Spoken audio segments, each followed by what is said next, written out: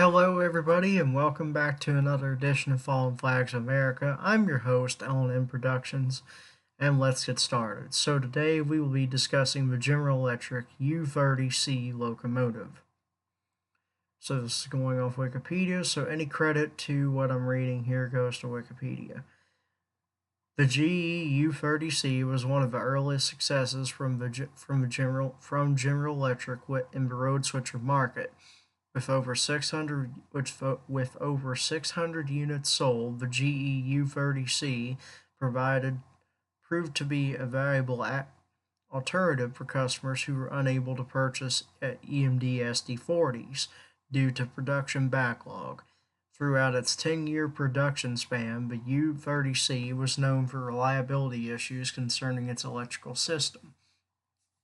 However, most railroads were assured of the reliability of the GE Model 572 DC traction motor and began to place orders for the U30C starting in 1966.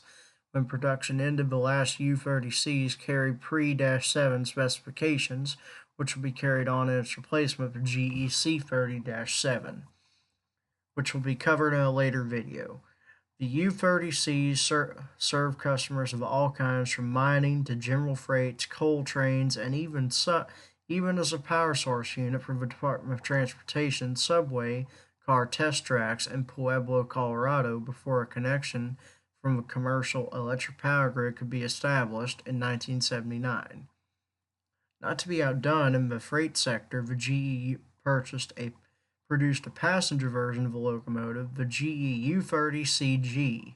They only sold 6 units exclusively to the Atchison, Topeka, and Santa Fe Railroad. When most U30Cs were beginning to be retired due to old age, mechanical issues, or electrical problems, General Electric initiated a rebuild program where older Universal Series locomotives would be upgraded with latest technology and fuel-saving systems. GE would then strip the locomotive down to its frame and engine and completely rebuild the locomotive with new components. When completed, the locomotive would receive a new designation, the C30S-7R, the R meaning the rebuilt of traded-in locomotive. In the later years, the rebuild frame was discontinued and a brand new frame would be used, redesigning the locomotive as a GE C30S-7N, the M for the new frame. The only external difference is a large vent on the fireman's side ahead of the engine compartment.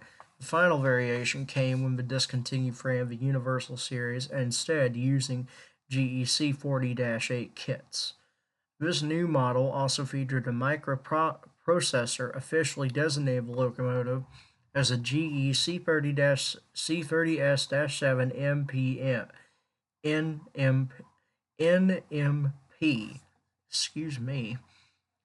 A variant of the U20C export locomotive was known as the U30C.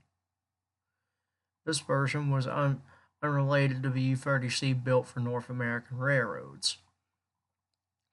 Original owners included the Atchison, Topeka, and Santa Fe Railroad, purchasing 6, being numbered from 400 to 405, with the model U30CG.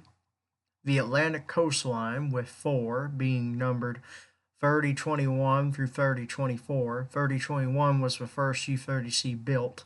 By Burlington Northern, with the largest order, with 180 locomotives, being numbered 5300 through 5394, 5800 through 5839, and 5900 through 5944. 5800 through 5805 and 5900 through 5811 new as 5300 through 5305 first, and then 5353 through 5364 first.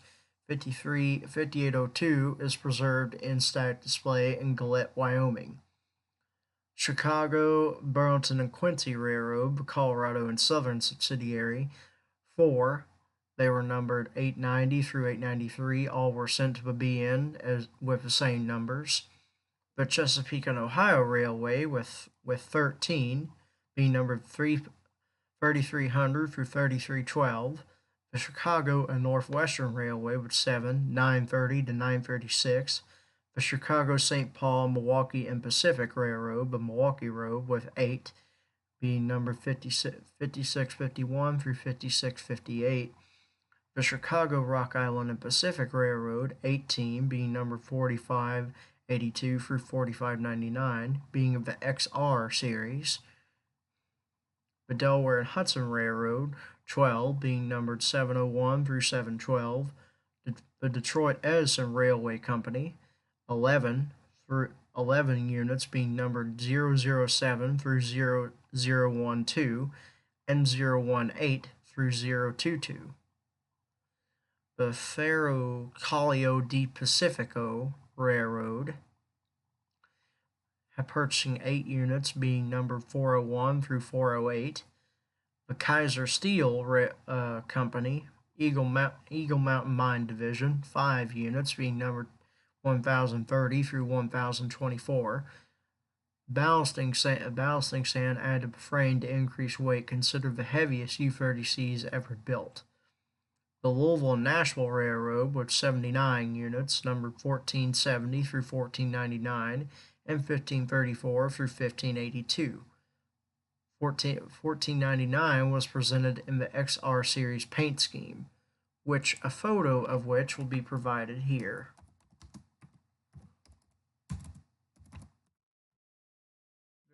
These are rare to see pictures of, but here's a picture of it that looked like it was fairly new when this was taken.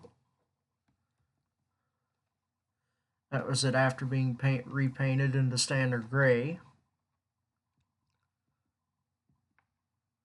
Here's another picture of it new.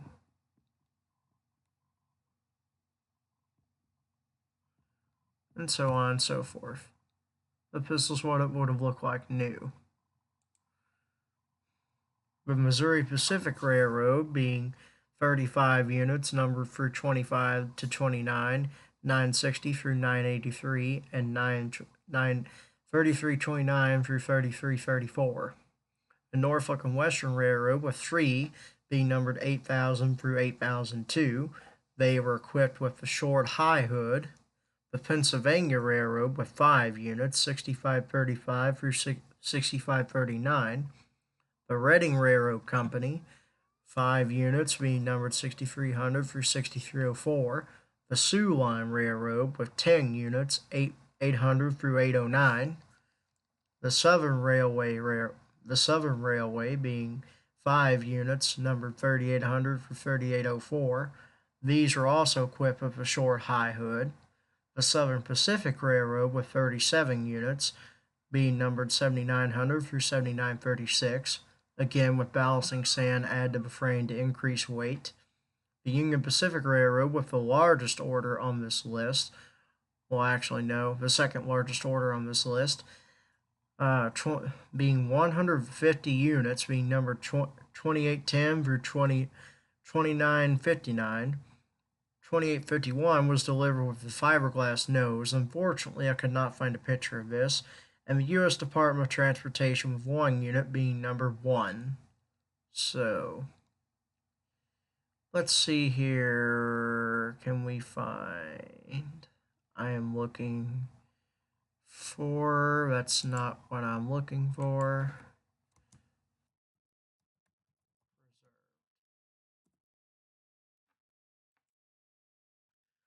Next, we will go to the diesel shop, which is mainly never wrong. So, let's see here. Model 45 tonner. That's U30B. Here we go.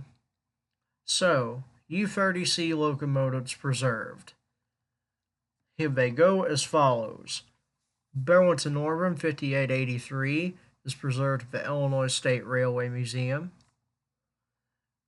BN 5802 preserved on static display at Gillette, Wyoming. DOT 001 preserved at the Pueblo Railroad Museum Foundation, Pueblo, Colorado. And Reading 3800 preserved at the Reading Reading Company Technical and Historical Society. Also included here, even though this is a different version of the U30C, is the U33C/U34CH, being numbered Erie Lackawanna 3372, which then became New Jersey Transit 3302, is preserved at the United Railroad Historical Museum. And here's some other Dash 8s that are preserved in some way, or Dash 7s. So far, we only have two Dash 8s that have made it on this list. We have former Norfolk Southern 5363, a B-32-8, and we have Union Pacific 1848, which is a B-40-8. One is the Norfolk Southern unit is preserved at the Lakeshore Railroad Historical Society in Erie, Lackawanna. Delivery to be in summer 2013, so it's pretty much been preserved. And the other unit, Union Pacific 1848, is preserved at the Illinois Railway Museum, formerly St. Louis Southwestern or Cotton Belt 8049, which carried the same number in its Southern Pacific years.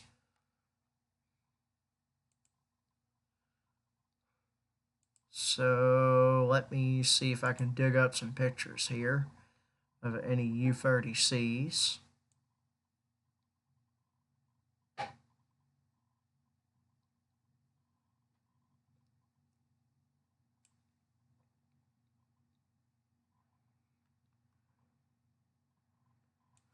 Here's some U30Cs.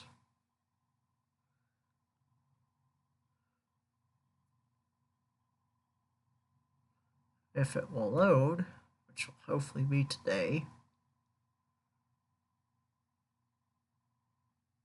So, here's a pair of U30Cs that are on an L&M fast freight heading through Paynes Road on the Old Road subdivision. I think this was taken in 1973 with train 163 in tow, which was apparently a fast freight. What else do we got? I'm looking here. Hang on, guys. I'll find us a picture. Well, I can't find any more pictures. So with that, I get here's several Sioux U30C locomotives new at Minneapolis. It looks like they have freshly been painted in this picture. Here we see BM 5383, which is preserved at the Illinois Railway Museum in mint condition, I must say. Here's Atchison, Topeka, and Santa Fe 8003, which is a U30CG. Reading 6303, a U30C. I think that's a U25B. What else? I'm looking here. Bear with me, guys. Reading Railroad 6300, which was preserved. Unknown location as to where, though. Here's some Northern Pacific U33Cs, which are very similar to their U30 counterpart. Here we see a U36C on the Erie Lackawanna. U30C Pennsylvania Railroad, freshly painted, circa 1967. U30B Western Pacific. U33C Erie Lackawanna. P30CH, which was heavily influenced, which was a passenger version that was heavily influenced by the U30C. U28C on the Santa Fe. There's a U28C Conrail patched Erie Lackawanna. But anyways, guys, as hang on, let me find a good picture to end this with.